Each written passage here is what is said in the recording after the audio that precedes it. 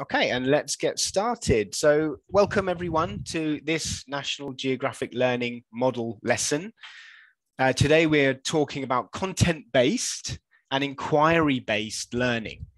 So content-based instruction, or content-based English, as we call it, it means that basically we have two outcomes to your lessons or two outcomes to your course.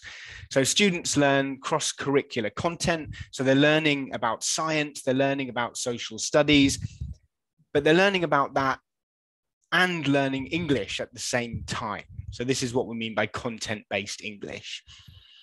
Inquiry-based English. Inquiry-based means that students are approaching learning actively by asking questions. And in this case, we're going to be talking about big questions. So I have a question for you. Okay, what can you see in the picture? We've got a man there. Okay, what is this man doing in the picture that you can see right now? So type into the chat box for me. What do we think he might be doing?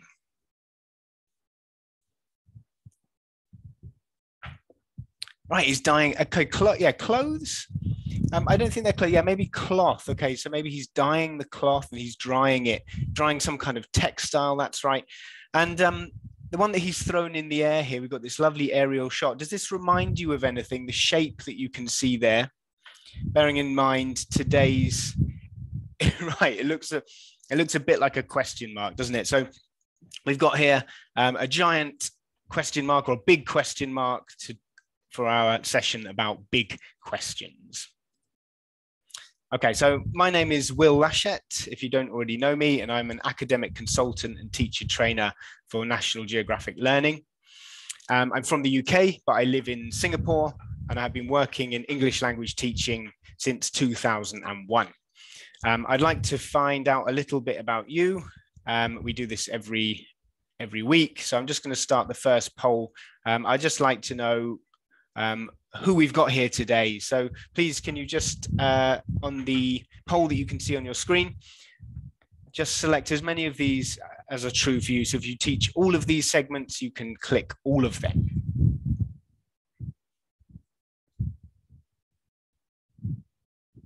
Right, yes, he's trying to make the fabric fly like a kite. That's right.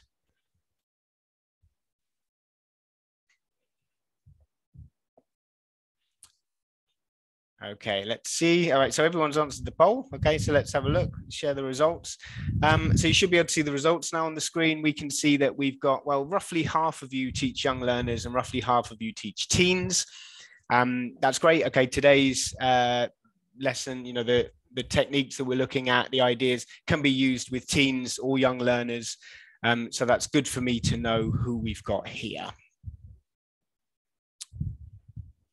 Okay, let's move on. So today we're going to be using material from our content-based English program for young learners, which is called Reach Higher. And Reach Higher is a 6-level series. Each level has an A and a B book. Today we're using level 6A. So it's the high level, and it's for B2 level students. This would really generally be for students who are about 12 years old. And Reach Higher program, it teaches content, language, and literacy. So these are the 3 areas it focuses on, and it's a perfect choice for students enrolled in a bilingual or a multilingual program. So let's start with the big question. So as you can see, here are some big questions. What's the best way to get things done? When is something alive? Why should we care about garbage? So this is what we mean by a big question. It's a deep question that's not easy to answer. There's not one specific simple answer. As I said, it's an example of inquiry-based learning. So big questions, they encourage discussion. They also encourage learners to think critically about new ideas and concepts, and to express their ideas, to express their interests, and to inquire about the world. And this is what we want. We want learning to be active. So the big question, it helps set an authentic purpose for reading. A big question, there is no simple or there's no one right answer. They provide students with the opportunity to respond, okay, verbally, artistically, dramatically, in different ways. and they help kind of unify the unit or the theme of several lessons by, in a thread. Okay, so they give a general thread across different lessons. So let's have a look at an example of a big question in more detail. So here's a big question. When is something alive? So I would just like you to type into the chat box for me today. Okay, can you give me any examples of how we know when something is alive? Let's brainstorm a few ideas.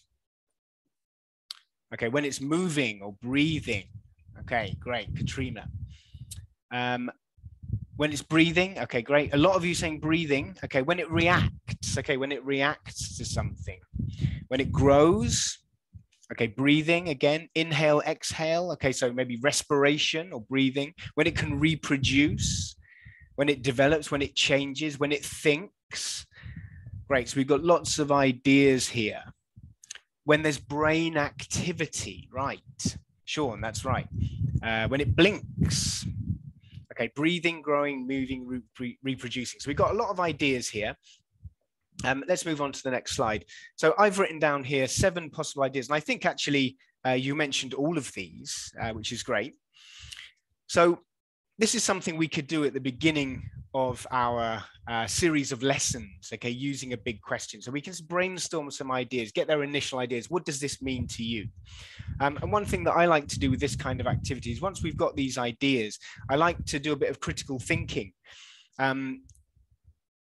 to get them to think a bit more deeply. So let's try and think of a counter example for these. Okay, so if we say when it moves, okay, so a lot of you said this, when it moves. So I'm going to think of an example of something that is alive that doesn't necessarily move. Okay, so here's my example. So a tree, okay, it doesn't move, right? But it is alive. Okay, a tree is definitely alive, but it doesn't move anywhere. The leaves might move, but that's because of the wind. Okay, not because of the tree. And that's another thing we might say here is that the wind also moves, but it's not alive. Okay, so let's try this one, breathing. Can you think of anything that is alive that doesn't breathe? Let's see if we've got any budding scientists in the audience today.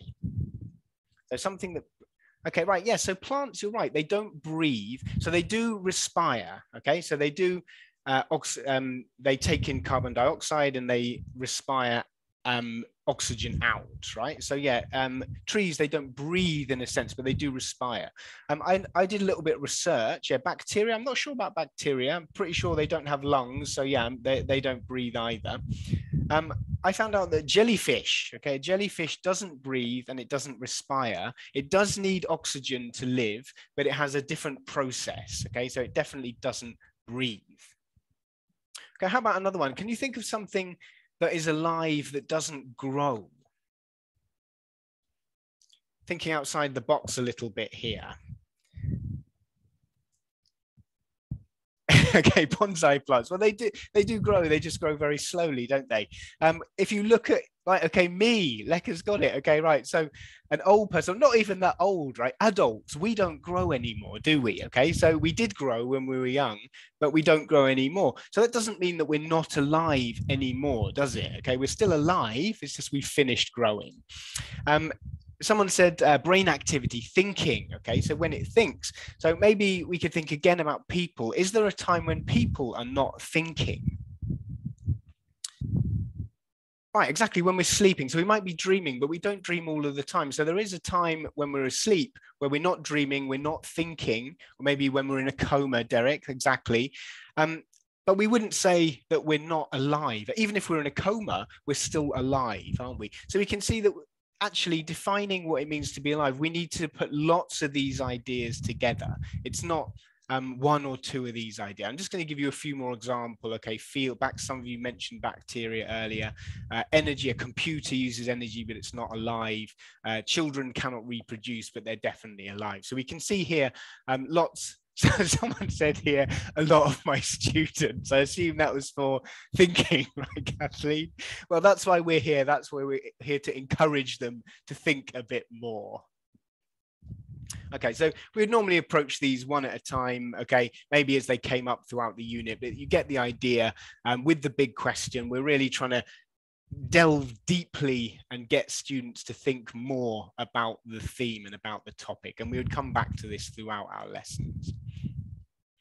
Okay, so let's have a look at today's one. So today's big question, how do choices affect who you are?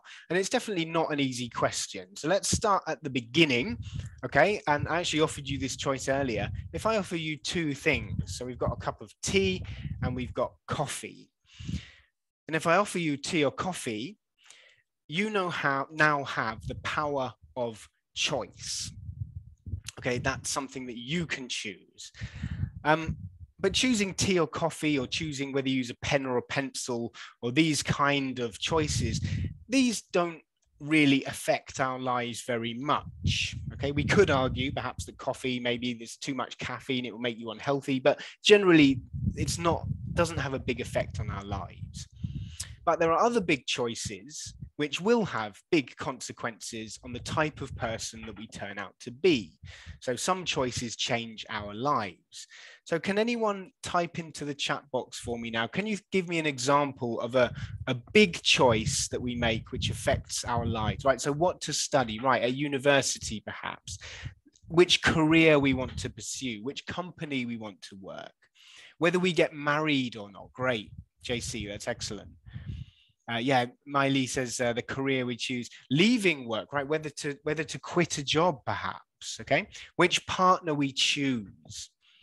Okay, moving to another country, having children, whether we start a business, moving house, having a baby, right? Yeah, moving to another country and then returning home. So great, we've got lots of when to retire. Right, this is excellent. So many big choices here that we can see and that we can discuss. And I think, you know, our 12-year-old young learners, they can definitely come up with these kind of suggestions as well. So let's have a look in at the next slide. So what we've got here, we've got, this is called a unit concept map, okay, but it's a graphic organizer. And this is something we can do at the beginning of the unit with student ideas. So we get our students to think of these choices, like, for example, just now we said moving house, okay, and then we can think about how this choice would affect us. And we can get students to brainstorm, discuss in groups. Later on in the unit, we're actually going to do some readings, and these readings, we will then gather information from that, and then we'll compare at the end our student ideas with the ideas they picked up throughout the unit. So let's try this. So some of you mentioned moving abroad. So if we do choose to move abroad, can anyone give me an example of an effect, a big effect on our life? Okay, right. So we put down here, I'll try my best, leave family. Great, okay, and someone put here culture shock. I've only got room to write one, okay, but yes, culture shock, okay, there we go. Or learn about another culture, right? Okay, so there's two ways of looking at that, right? There's maybe a negative way, culture shock. There's also a positive way that we learn about a new culture. That was interesting. Someone said they're reverse culture shock when returning home. Chris, you're absolutely right. I feel that myself when I go back to the UK. I've been away for 20 years from the UK now.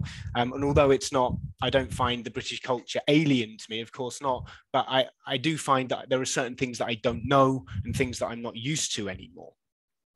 Okay, let's try one more. So let's think of another choice. So can someone type into the chat box another big choice that we make? Cherry says she was in Singapore for 10 years. Okay, study a language, right? Okay, so let's put that in. Study a language. That's very relevant to us, isn't it? And what might the effect of that be when we study a language? What might a big effect on our lives be? It's a little bit more difficult. Right, opportunities, frustration. Okay, so here we go. Let's put that in. I'm going to write job ops, okay, because I'm limited on space here. So yeah, when we study a language, we will probably have more job opportunities. That's great to tell our students, right? But people have also put here things like frustration. So this is a good opportunity to show that choices can have positive effects, but they can also have negative effects. And we're really trying to get our students to again, I'll say it again, think deeply and critically about how choices can affect them. So what do you think about this activity for 12-year-olds? Let me just get some feedback from you. Do you think that 12-year-old students would be able to engage in this kind of critical thinking activity? Do you think they have enough world knowledge? Okay, Cherry says no immediately. Katrina says yes. Okay, it's engaging. Okay, so we've got a mix here. Some, yes. So this, it might be something that if we go, they've never done this kind of activity before, they might struggle. But it's definitely something if the teacher helps elicit things from them, okay, and maybe talk about their own life. Maybe if you are foreign living abroad, you could mention that. We could get them to guess how your life is different. So I think definitely 12-year-old students, in my experience, can definitely handle stuff like this. If they're not used to it, they might need some guidance, or they will need a little bit of guidance. But once they've done it a few times, so you remember the point of using big questions is that we use them frequently, they will definitely get the hang of it. And I think it's really, a really important, critical thinking skill for our students to learn. Okay, so we're now going to swap over to the classroom presentation tool, which is a digital resource that we use for teaching. You can use it for online or offline lessons, and it contains all of the resources and tools that you need to teach your lessons. So let me stop sharing for a minute, and we're going to go over and start. I actually did not load this up, so I just need to start that quickly. Luckily, it doesn't take very long. Okay, and let me do a new screen share, and off we go. Okay, so here is our classroom presentation tool, the digital software. We can see we've got all the content of the student's book. There are 4 units in this level 6A. We've also got the teacher resources. We've got all of the teacher's guide is also here. Here you can see the graphic organizer we just had a look at. So before we start, I just want to show you, talk a little bit about Reach High and how the unit is structured. So I'm kind of limited what I can show you today, because if I just scroll through here, we can see that in this one unit, there are 4 long readings, okay, which sometimes are up to 10 pages. And the whole unit, if I scroll down here, is actually 69 pages long. So this is a literacy course. It's designed for classes with a lot of class hours. So I can't show you everything here. What I'm going to do is we're going to actually do some vocabulary work. I'm going to show you some vocabulary activities, and then we're going to kind of take a quick look at the readings and show how it all relates into this big question. So we have here 2 types of vocabulary. We have our content vocabulary. So here is an example of social studies. Remember, I told you there are dual outcomes here. And we also, if I skip a couple of pages forwards, we also have academic vocabulary, and we have kept these separate so that students understand that some of this vocabulary here, this is to do with social studies, okay, whereas this is for your English academic vocabulary. So let's start over here, okay, with the social studies vocabulary. And what I want to do, the content vocab. So you can see we got our keywords here, and they're presented in context, and these are also recycled many times throughout the unit. It's very clear which words are the keywords. So can anyone type into the chat box for me? How do you know which one how do you know what the keywords here are here in the sort of short reading we've got there? They're highlighted, right? And they're highlighted all the way through the book. So if I just skip through a few pages here, okay, we will see that all of these words, you will see them recycled, okay, again and again throughout the unit. Here they are again, okay. So it's really reinforced clearly to the students, okay, exactly, which words they're supposed to be learning. So let's go back, okay, to page 5. And let's have a go at a couple of these activities. So First thing we can do, okay, we can listen here. Let's play the audio.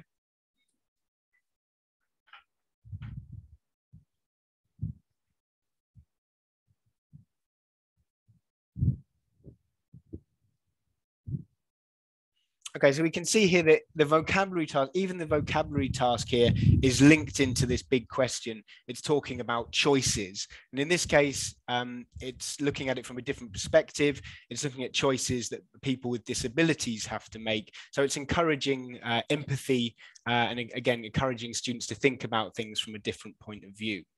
So there's lots of things we can do to help teach this vocabulary. Teacher can start by asking questions, okay, and eliciting information. So let's start off by clicking here and we can see a picture. So can anyone type for me here? What can you see in this picture? What's the girl doing here? Right, JC says, yes, she's blind and she's reading Braille. Exactly. So she's reading, but she's reading Braille, right? And she's reading that with her fingers, okay? So this is something your students might not be familiar with, okay? So something that we can introduce to them.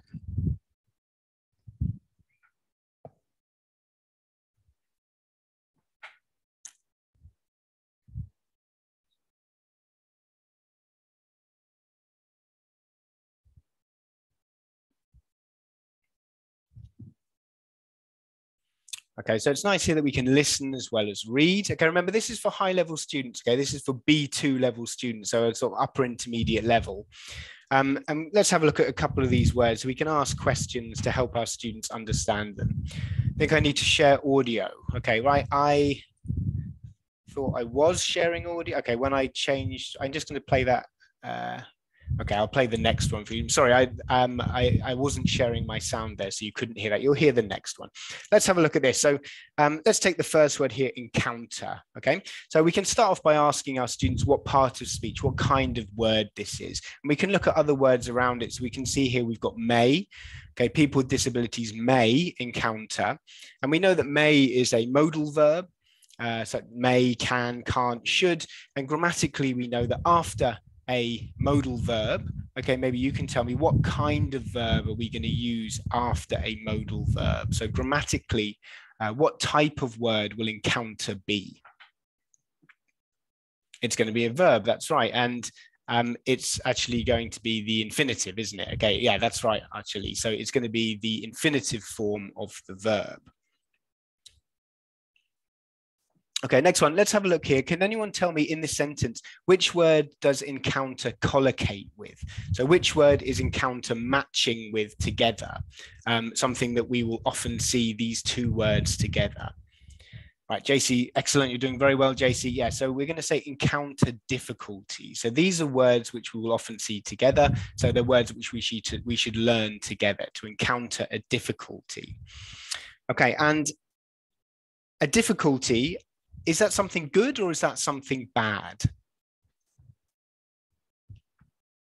It's something bad, right? So we also know that when we encounter something, it's very often something slightly bad, something negative, something challenging, okay? So we can learn all of this by looking at the words around. It can also mean by accident, by chance, but it's very, in this example, we're saying that it's something negative.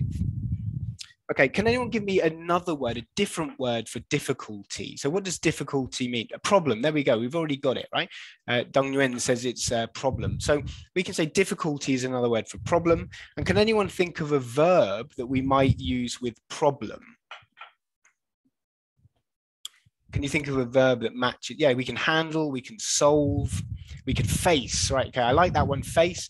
Okay, so I'm gonna go with that one. So we can say that encounter a difficulty has a very similar meaning to face a problem. Okay, so we can ask questions to our students, we can go through and we can elicit from them, different meanings of the word. Okay, let's have a look at the next one. So here we've got a picture. Okay, what can you see in there? We can see a man. Okay, where is he sitting?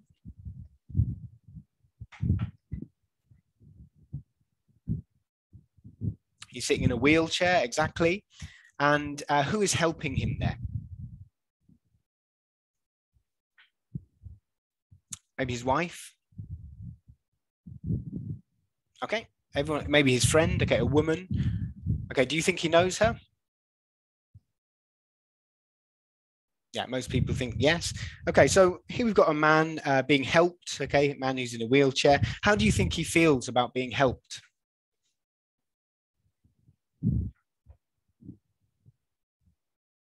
Okay, happy, grateful. Okay. And do you think someone, yeah, JC says maybe negative. Why do you say maybe negative, JC?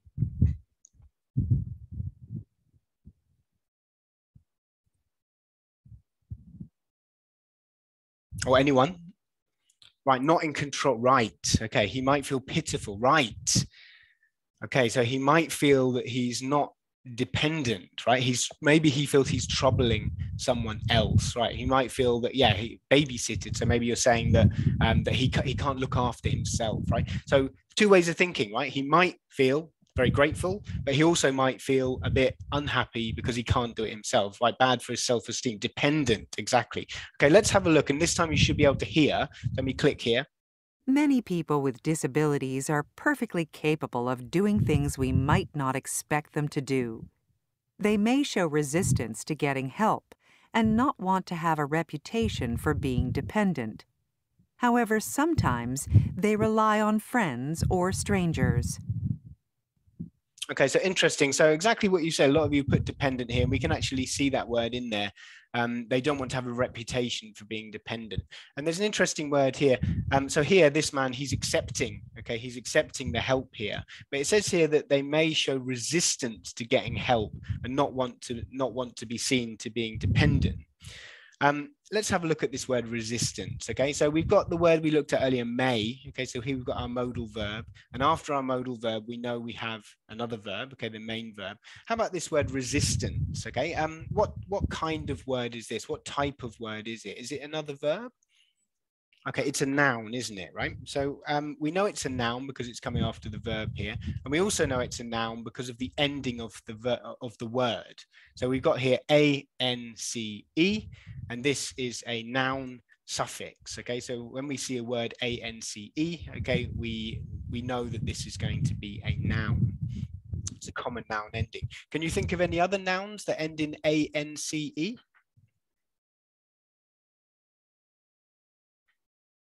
Acceptance, distance, confidence, importance. Right, okay, so we've got lots of those there. So lots of nice nouns ending in ance or ence as well, which is also similar ending there.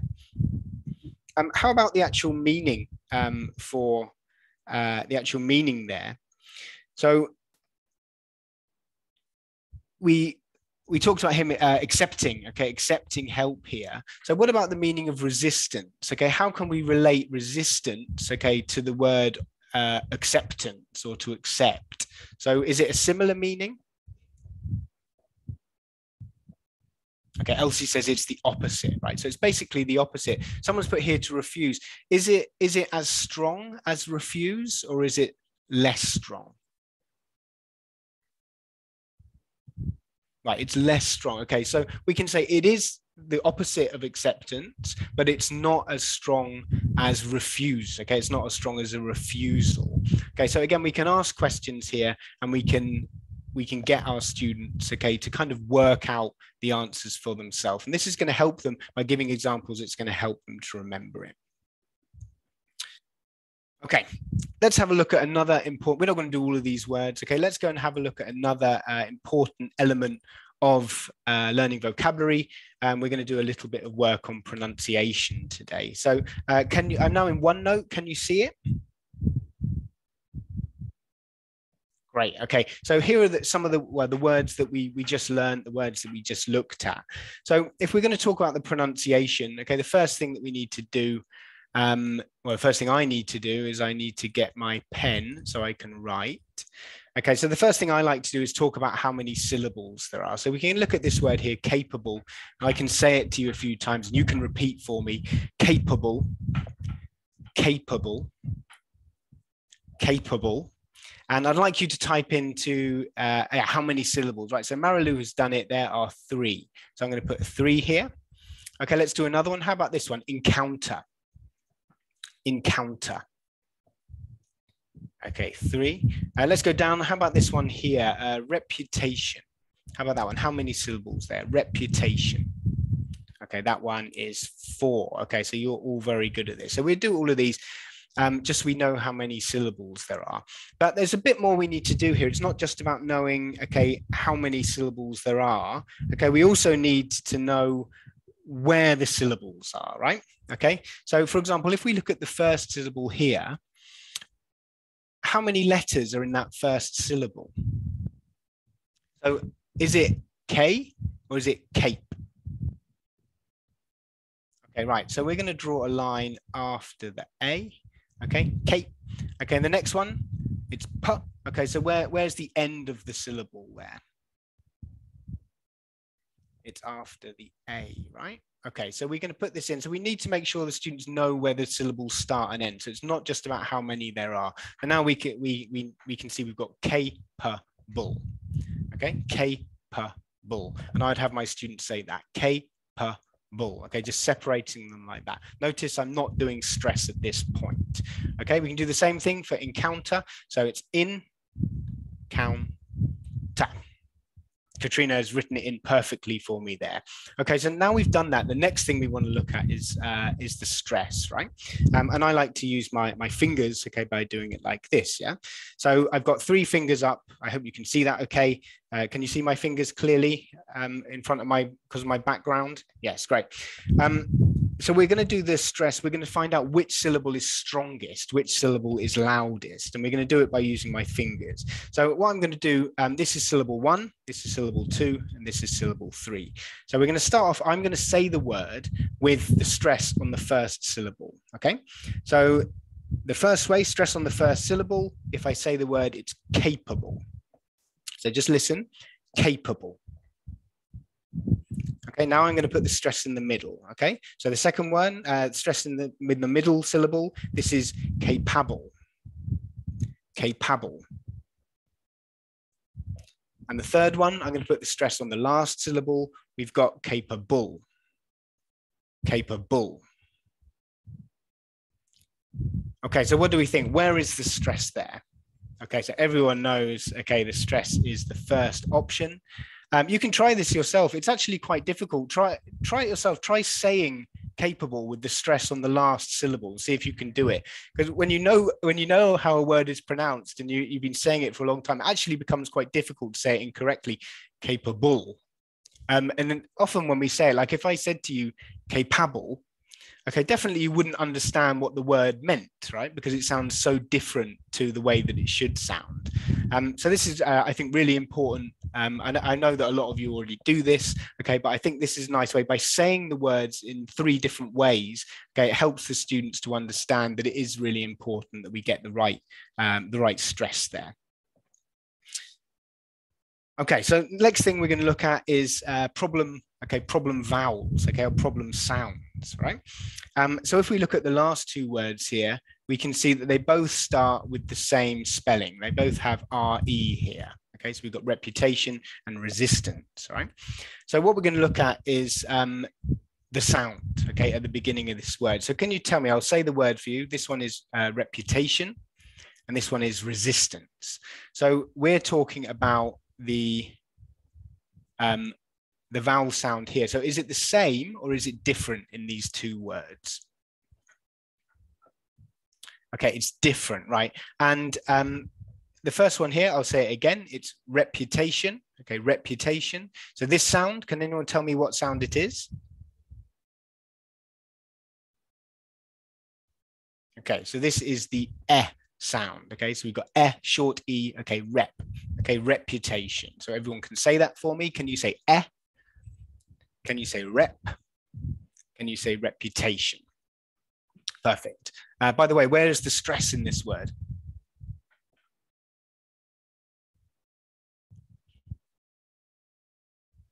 Okay, second. So a lot of you are saying second syllable. So I'll just say it with the second syllable. Reputation. Reputation. Is that right? Okay, no, it's not right. Okay, so let's try on the third. Reputation. Okay, so we can see that it's here, okay, on the third syllable, reputation. Okay, let's go on to the last one, right? So this word here, I'm going to say it, it's resistance. Okay, resistance. So can anyone tell me which sound this is?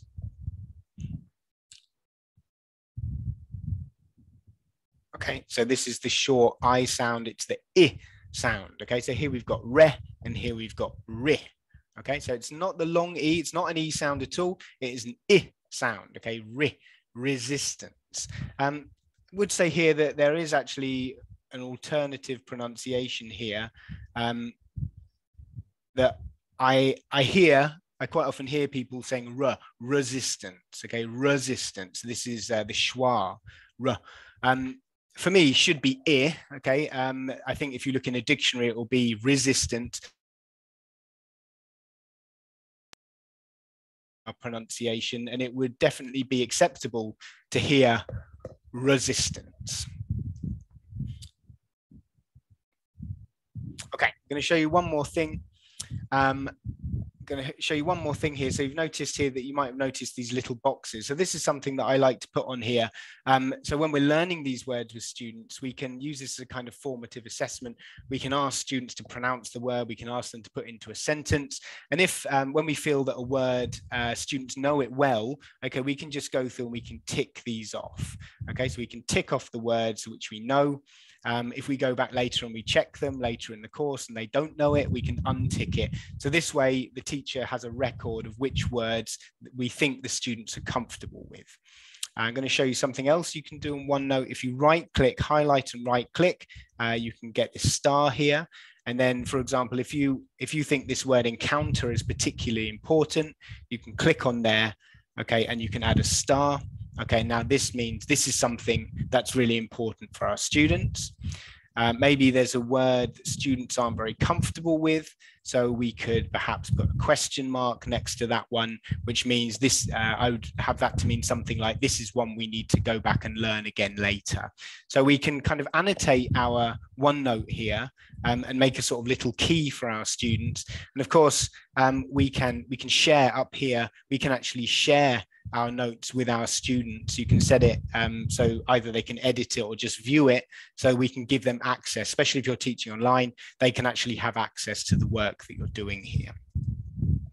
Okay, let's go back to the classroom presentation tool. And we're going to move on to the academic. So here, let's have a look at some of the academic vocabulary up here. And we've got some more keywords that we're going to learn. So let's listen to the instructions. Let me just check. Yeah, I am sharing sound, so let's listen.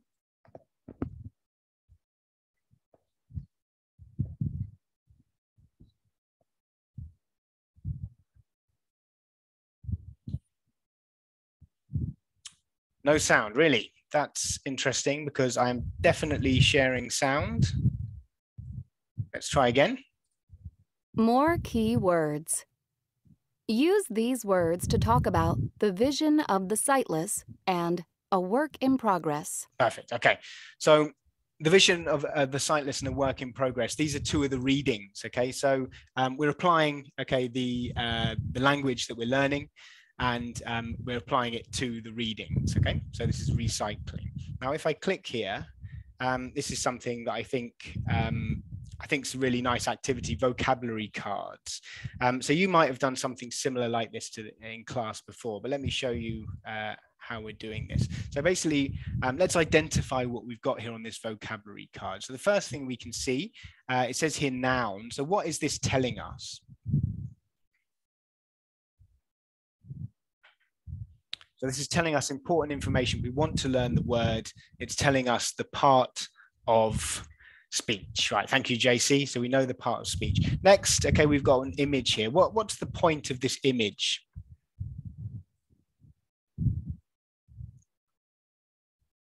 Yeah, it's giving a hint, a visual cue. Exactly, Katrina. So it's giving us context, it's giving us a visual clue to help us understand the word, right? Next, okay, it says, and is something that is believed to be true. Okay, the first sentence. What's this first sentence doing? This first sentence is basically, it's a definition, isn't it? That's right, Marianne. Okay, first sentence is a definition. And the second sentence, when the dog wagged its tail, the boy made that the dog was friendly.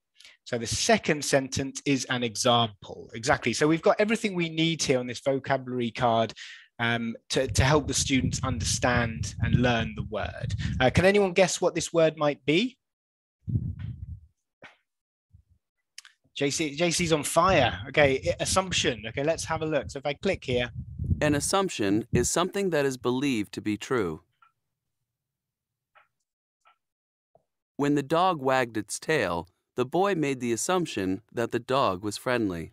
Okay, great. So we've got this nice example. We've got a demonstration of the pronunciation.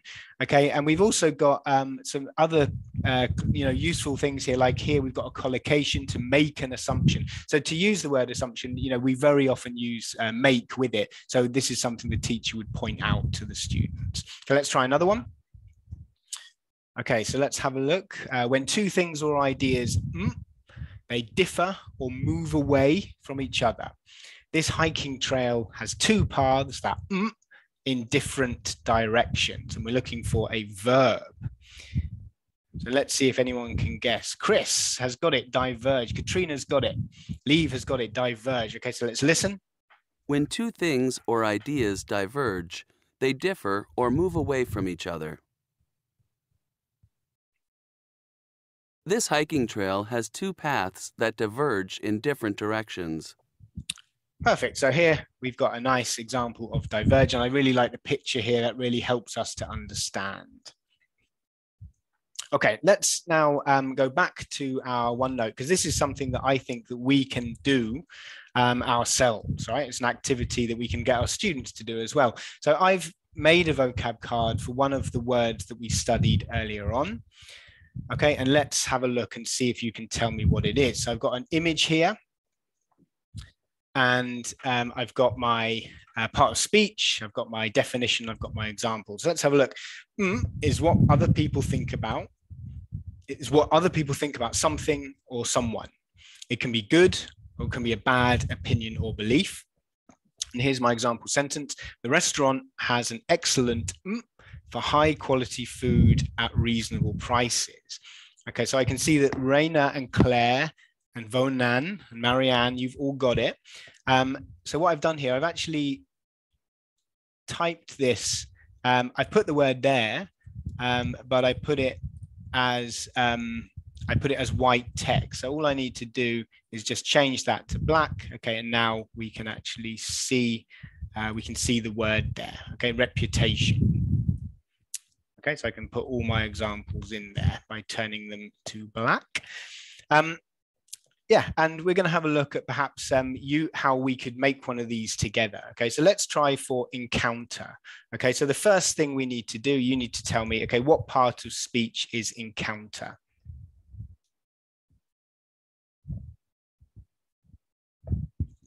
Okay, Marilu says it's a verb. Okay, so let's put that in. Okay, so we're going to put this is a verb. Okay, and what does it mean? Okay, so this might be something that we would look up in a dictionary. Yeah, you're right. It can also be a noun. You're right. You can have an encounter. So verb, noun. We're going to learn it as the verb, okay, because this is the context that we met it in. What does it mean? We did talk about it earlier, didn't we? Encounter, right? Okay, so it means to meet. Okay, good. Anything else that we can add to that? To meet. To meet. Or come across something. Is it usually something good or something bad?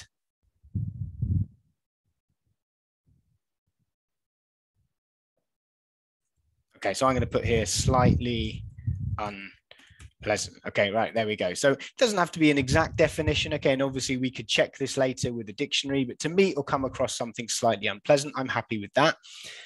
How about, let's have a definition, an example sentence. So let's think about what type of things might we encounter.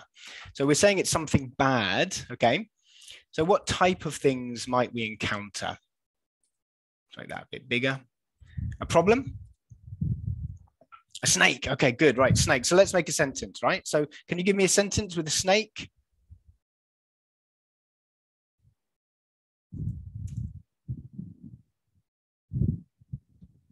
Snake in the forest. Okay, so we could make up a sentence. Okay, there is a big snake. So I encountered a snake in Hogwarts. Okay, very nice, Cherry. Okay, I can't spell. Okay, I encountered a snake while I was walking in the forest. We could add a bit more to that, couldn't we? How would you feel if you saw a snake, if you encountered a snake in the forest? I was shocked and quickly ran away. So this here, we can add words in here, like the word shocked. Okay, that kind of helps us to understand encounter, that we weren't expecting it, right? I ran away means I was scared.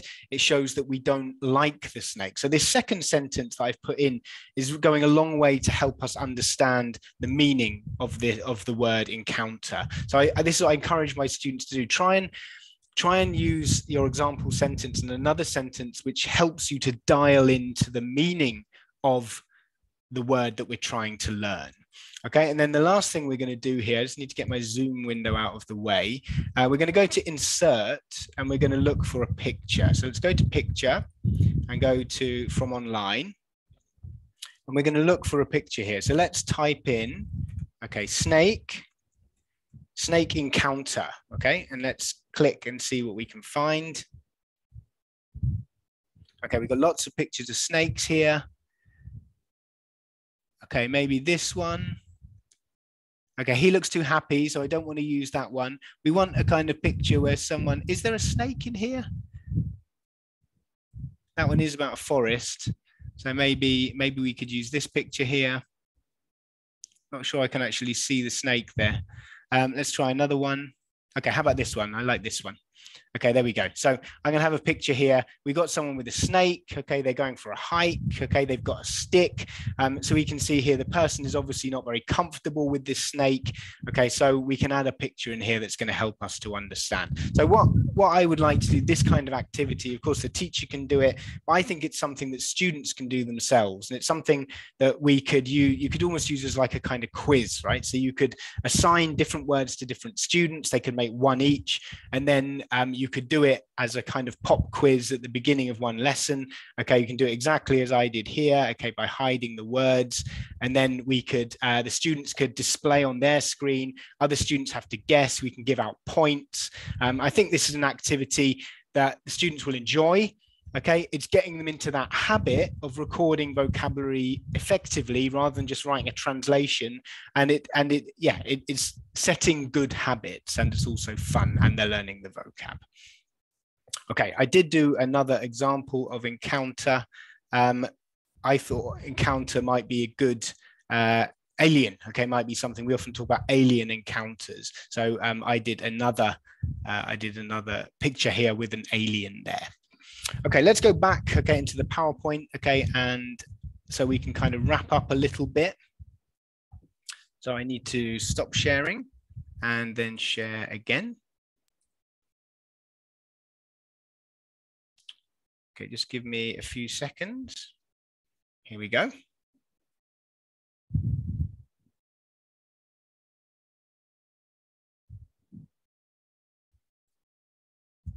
All right. Great, and I'm ready to go. So yeah, I want to talk about the reading. So I mentioned that there are 4 readings, okay, in the unit, and I want to show you, okay, how this kind of works, right? So this is the first reading, which we can see is it's a biography, and it's actually about Louis Braille, the vision of the sightless. So we looked at earlier, didn't we? We looked at the girl reading Braille. We talked about people with disabilities, and all of that vocabulary that we learned will be present in this reading. So it tells a story about how this young blind boy changes his and millions of other people's lives by inventing Braille. And this allowed blind people to read by themselves and therefore become more educated. So the main task after this reading, or selection as we call it, is a writing task. And it's to write a biography about someone who worked very hard to achieve something. So we can relate this back to choices, how much we want to do something and how much effort we choose to put into doing something. So let's go back to the concept map I showed you at the beginning. So after each reading that we do, so remember, students already filled this in on their own. But after we do a reading like this, I'm going to give them this concept map again, and we're going to try and pick out the choice made by Louis Braille here. So obviously we haven't read it, but we could say something like Louis Braille chooses not to accept the current system because there was a system before Braille, but it was not very good and very, very difficult to use. And what was the effect that that had? So how did this choice affect him? So it helped him, okay? But not only him, it helped millions of other people who were able to read with his system. So he changed millions of lives with this choice that he made.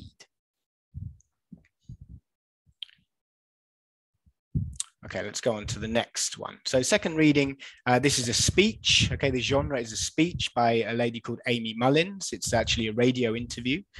And it's called A Work in Progress. And this is about a woman who has 2 prosthetic limbs. Okay, she has 2 fake legs below the knee. And she talks about how her decisions changed her life, and it resulted in her becoming an athlete, a model, and an actor. And in this passage that she talks about, she chooses to defy her father for the first time. Because she had a part-time job. She was a child, a young girl, maybe 15 or 16, and she had a job, and she saved up to buy this dress that she wanted to wear to church, and her father wouldn't let her wear it because he said that it wasn't appropriate that people will be able to see her prosthetic legs. So she made a choice here to defy her father, and she wore it anyway. And she says that from this decision, okay, this basically it showed her that she should always do what she believed was right, and she shouldn't be restricted by her disability. The task that students will have after doing this reading, they're actually going to compare and contrast between the previous biography, okay, about Louis Braille, and this story, this speech by Amy, okay, which is about her overcoming her disability. So the choice that she makes, okay, so Amy, again, we can elicit from our students the choice that she makes. She chooses not to let her disability stop her from doing things. And the effect is that she leads a very full life. She's very successful. She's very self-confident. So she chose not to be limited. Okay, the next one here, we have a realistic fiction reading. This is called Hot Off the Press. And the choice here that the character called Mia is she refuses to publish an untruthful article in her school newspaper. She rewrites it, even though she expects it to fail. Of course, in the end, it is a success. And after this reading, students have a discussion, questions, which encourage them to reflect and think deeply on the main themes. And again, we can see that we have this vocabulary, okay, the recycled vocabulary in there. So the choice that Mia makes, she chooses not to publish an untrue article, and the effect is that she has success anyway. The last one, let's see if you recognize this. So this is another biography of a man called Sparky. His nickname is Sparky. Does anyone recognize, do you know who this might be? Maybe you recognize the characters over here. Does anyone recognize them? It is Snoopy and Charlie Brown, right? And the Peanuts crew, right? Yeah, and he's Charles Schulz, that's right. So Charles Schulz is the creator of these characters of Snoopy, and his nickname was Sparky. And in this biography, we learn that Schulz decides to follow his passion for cartoons against all the odds. So there are so many reasons why people didn't want him to become a cartoonist, but he chose to pursue his passion. And he's one of the, these are some of the most iconic, famous characters in the world. Cherry says, I love Snoopy. Everyone does, right? After this reading, there's another comparison activity. And this one is analyzing the problems that they faced in each reading, in the last 2 readings. And it also, they're going to look at the choices that they made, the actions that they took to solve them. So this is looking at problem, choice, action. Okay, so again, this is showing our students real examples, real cases of how people deal with their problems and how their choices can solve their problems. So the final story, Schultz, his choice is to pursue the career that he loves, and the effect is he becomes a famous cartoonist with cartoons loved by millions. Okay, so we can see how these mostly real people, they made choices that helped to form their identities, and we can learn that making choices influences the type of person we are. So let's have a quick look at this. Which one of these people here, which one made a choice to follow their dream? Okay, so was it Louis, Amy, Mia, or Charles? Which one made a choice to follow their dream? It was Charles, wasn't it? So Charles, he followed his dream, right? How about the next one? Which one chose to do the right thing? Which one made a moral choice? It was Mia, wasn't it? Okay, it was Mia. Which one of these people made a choice to believe and stand up for themselves, believe in themselves and stand up for themselves? Okay, it was Amy, that's right. And who made a choice to make a difference to other people's lives? It was Louis Braille. So we can see here that we're not only learning about how choices can affect our lives, but we're also kind of seeing how our choices align with our values. It's our choices illustrate our values and our ideals. So there's really a lot of things, a lot of detail that we can discuss with our 12-year-old students here, a lot of connections we can make. And what I think is great about this, using these graphic organizers, this, remember, we have our students' ideas at the beginning, and then at the end, okay, at the end of the unit, we're going to go through, we're going to look at real people, the choices they make. And then we've got these two documents where we can compare our initial thoughts with what we learned throughout the unit. And I think this is a really fantastic introduction and summary to a theme. And it really helps us to understand that question of how do choices affect how you are. Okay, so let me wrap up. So here's a reminder of the content we've looked at today. We've been looking at Reach Higher. It's a 6-level program that gives young learners academic language, literacy, and content for an education in English. Here are the main points of the program. So we can see it has cross-curricular content. It's building academic skills. It has phonics support. It has the presentation tool that I showed you earlier with all the content on it. And really, yeah, it's, as you can see here, it's for students who are learning subject content with a global perspective and improving their English at the same time.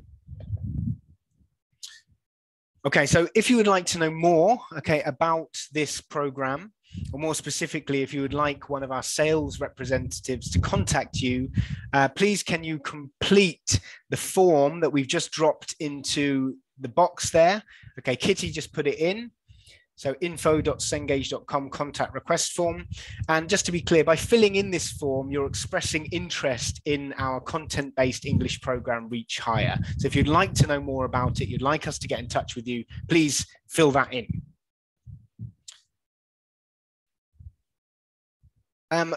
There is going to be a certificate for you. We're going to send a follow-up email tomorrow.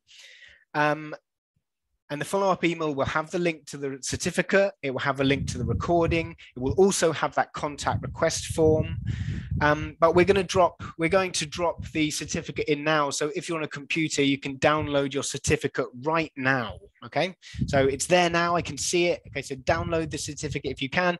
If you're on your phone, you can't download it. The email will come to you by the end of tomorrow. Okay, by the end of the day tomorrow, you will have your certificate. Okay, make sure you check your junk mail and make sure you haven't unsubscribed. Okay, we're getting a lot of emails from people who have unsubscribed to our emails, which is why you're not getting our emails from you, because you've blocked us. Okay, so make sure you haven't blocked us. Okay, so let me repeat one more time. You will receive an email by the end of tomorrow, which will have your certificate and the link to the recording. Okay, so upcoming webinars, and we have a lot of them, and we've got some fantastic webinars coming up with Some really amazing speakers, okay, external speakers. We've got authors, okay, we've got big names in ELT coming up. Please go to this page, nglAsia.com webinars. Okay, Andrew just put it into, go there now, click on the link now, go there. We've got so many webinars coming up. Find the one that interests you, register today.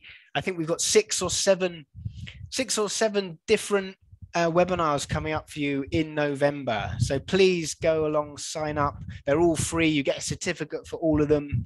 And yeah, we look forward to seeing you again at the next one. Sorry, Dung, we can't do the names. We're giving out thousands of certificates. It would just logistically, it's not possible. So I'm sorry, you have to fill in your own name. Okay, I think final thing, please follow us on Facebook. So if you want to find out more about what's going on, about what National Geographic Learning have coming up, please follow us on Facebook. We're also on YouTube. You can find us on there. You can find all of our past webinars on YouTube.